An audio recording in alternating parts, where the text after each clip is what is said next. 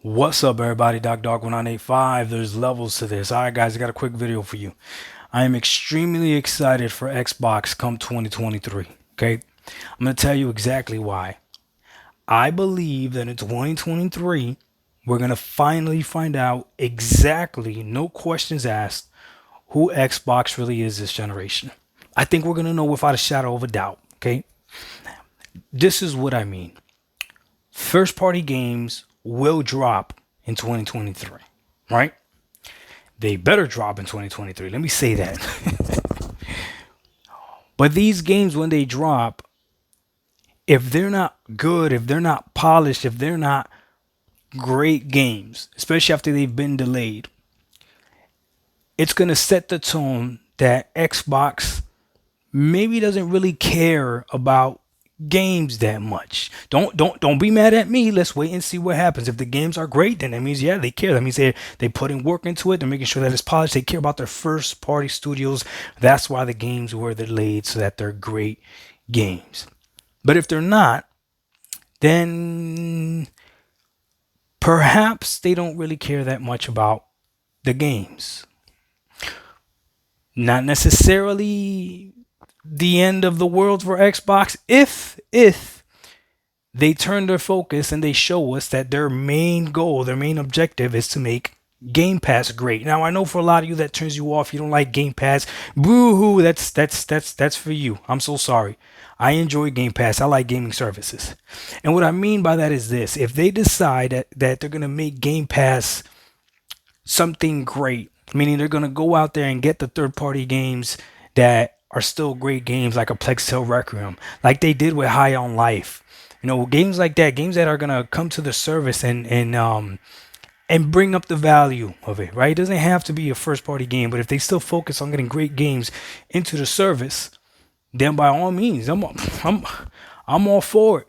But then focus on that. Make sure that that is your goal. Your goal should be any huge, with Atomic Heart's coming out as well, right? Any huge third party game that's coming out, your goal should be to grab that and throw that in Game Pass if your first party games are not your main focus and are trash, right?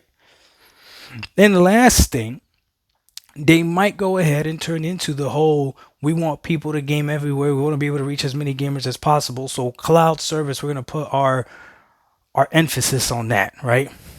Here's the only problem I have with their cloud service strategy, or if they want to be the best cloud service. You only have to be better than your competition. And they said that their main competition was Google and Amazon. Well, now we know Google's out of it, right? Stadia is not a thing anymore. Okay, or it won't be very sure shortly. We got the countdown going right now. Shout out to my dude Cowboy. Go check out his channel. He's doing a Stadia countdown. Anyways, Google and Amazon is the only cloud services that Xbox has to compete with. And because GeForce now, yeah, they exist, but in reality, I mean, again, you only have to be better than your competition. Google doesn't exist. Luna runs great, doesn't have enough games. GeForce Now is not quick pick up and play. Like, you have to buy your games and you have to log into whatever service it is that you bought your game from. Like, it's not easy plug and play. So the what they're trying to reach with this cloud gaming are those, and I hate using the word, are the casual gamers, the gamers that are just want to hop in and play whatever. The gamers that are okay with seeing the game app on their TV and they could go ahead and play. So when it comes to the cloud strategy, they really don't have to do much to be the main cloud service. They really don't. Tell me right now who has a better or more popular cloud streaming service than xCloud. I'm really curious. You let me know. I'm sure it is xCloud. And that's why they could get away with it running like trash when you're running it on your cell phone, and only actually working when you're running it on like a Wi-Fi 6 network or something like that. I'm telling you right now, I've tried them all. I tried them all. Okay. The one thing that they do have is they have more games than everybody else, which again, it's just throwing games on there, whether they run great or not, hit or miss. You never know what you're gonna get when you turn on the damn service. I mean, it's easy for them to win 2023 in that regard, but if they focus on that, at least we know what they want to be. They focus on Game Pass, then it's almost the same situation with Cloud, they only gotta be better than their competition, and their competition when it comes to cloud, not to game streaming service, not game streaming service. I'm sorry. When it comes to gaming services, they only got to be better than their competition, and their only competition is Sony, really, when it comes to gaming services. And they already have one up with the fact that you get their first party day and date games on there. Even if the first party day and date games turn out to be just average, you're still getting the first party day and date games on the subscription. See, if Sony went ahead and did that and said, you know what, for the year 2023, all first party games are also going to come out on PlayStation Extra. Oh, that might light a fire under Microsoft and something might have to happen. But we know Sony's not going to do that because Sony knows that they can charge $70 for a remake and the blind loyalist will buy the $70 to play a game that they have played 4 times already. Like, they can't be mad at Sony for that. Don't hate the player, hate the game, right? It is, can't be mad at Sony for that.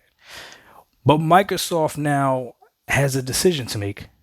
They could try to compete in the games department, game versus game, right? But will they? When they know they got a clear victory with the cloud, no one's competing against them with that, really.